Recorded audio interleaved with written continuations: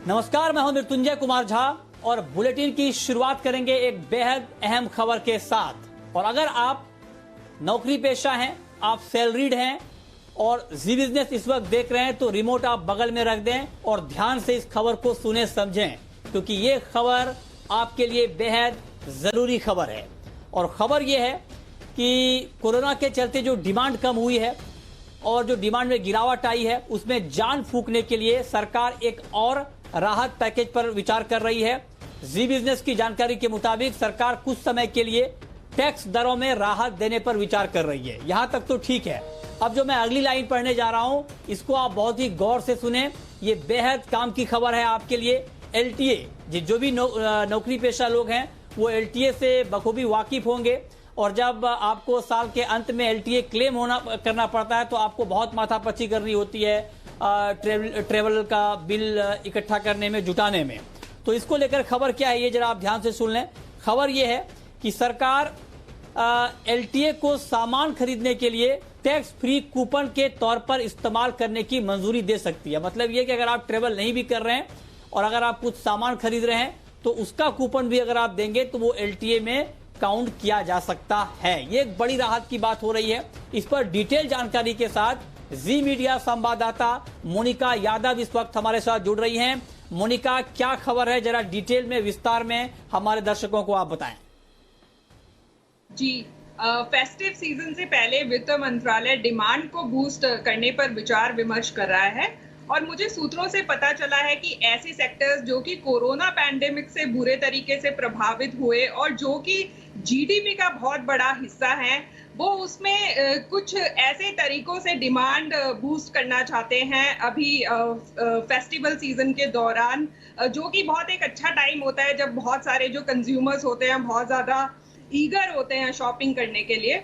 तो आपको बता दें कि एक तो जो टूरिज्म है, हॉस्पिटैलिटी, होटल्स, साथ में एविएशन, रियल एस्टेट, हाउसिंग, ये ऐसे सेक्टर्स हैं जो बहुत ज़्यादा जीडीपी का एक बड़ा हिस्सा है, साथ में बहुत ज़्यादा एम्प्लॉयमेंट लोगों को देते हैं। तो इसमें वो कुछ इन सेक्टर्स को रिवाइव करने के लिए वो कुछ मेजर्स पर अभी विचार विमर्श कर रहे हैं।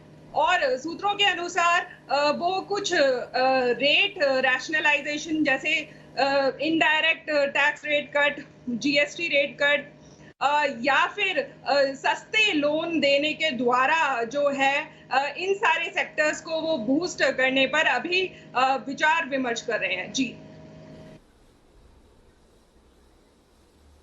हाँ, तो ये एक महत्वपूर्ण खबर मोनिका हमें दे रही हैं कि एलटीए को लेकर के क्या बदलाव हो सकता है ताकि आपको टैक्स में यहां पर राहत मिल पाए, और इसके अलावा और किस तरह की टैक्स छूट देने की बात हो रही है। मोनिका, एक सवाल मैं आपसे और पूछना चाहता हूं, क्योंकि ये खबर बहुत महत्वपूर्ण है, तो इसको लेकर दर्शकों को और जो लोग इस वक्त देख रहे हैं हमें उनको क्या उम्मीद करनी चाहिए, कब तक इसके ऊपर फैसला आ सकता है, इसको लेकर कुछ जानकारी आपको मिल पा रही है? अभी जब नेक्स्ट मीटिंग होगी जीएसटी काउंसिल की, वो सितंबर 19 को होगी, तो उसमें हम कुछ जीएसटी रेट कट से रिलेटेड जो है कुछ अनाउंसमेंट हम एक्सपेक्ट कर सकते हैं। साथ ही अभी जब हाल ही में सीईआई की जब मीटिंग हुई थी तो फाइनेंस मिनिस्टर ने खुद बोला था कि टू व्हीलर्स एक ऐसा आइटम है जिस पर बहुत ज्यादा रेट लगता है और उसमें रेट रिवाइज करने की गुंजाइश है, क्योंकि ना तो वो कोई सिन गुड है ना ही लग्जरी गुड है। तो कुछ ऐसे आइटम हम फिर से एक जब नेक्स्ट मीटिंग होगी तो हम एक्सपेक्ट कर सकते हैं उसमें कुछ वो मेजर्स जो है उसमें अनाउंस कर सकते हैं। बट इसमें गौर करने वाली बात है कि वो कुछ डायरेक्ट कैश ट्रांसफर जैसा अभी हम उसमें कुछ एक्सपेक्ट नहीं कर सकते। और साथ में सस्ते लोन्स इन सेक्टर्स को देकर जो है डिमांड को बहुत हद तक रिवाइव किया जा सकता है। ठीक है, ओके जी, बहुत शुक्रिया मोनिका आपका इस महत्वपूर्ण खबर के लिए और डिटेल जानकारी शेयर करने के लिए। आगे बढ़ते हैं और आज आपके लिए अच्छी खबरों की तादाद ज्यादा है। एक अच्छी खबर के बाद रुक करते हैं दूसरी अच्छी खबर का।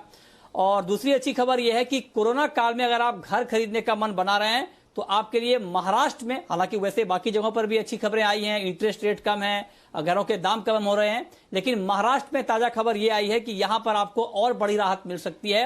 राज्य सरकार ने स्टाम्प ड्यूटी की दर को 5% से घटाकर 2% कर दिया है। यानी आपको यहां पर 3% का सीधे सीधे राहत मिल रही है। यानी कोई व्यक्ति अगर 31 दिसंबर तक प्रॉपर्टी खरीदता है तो उसे 5% की जगह सिर्फ 2% ही स्टाम्प ड्यूटी चुकानी होगी। 1 जनवरी से 31 मार्च तक की अवधि में स्टाम्प ड्यूटी में 3% इसको कर दी गई है।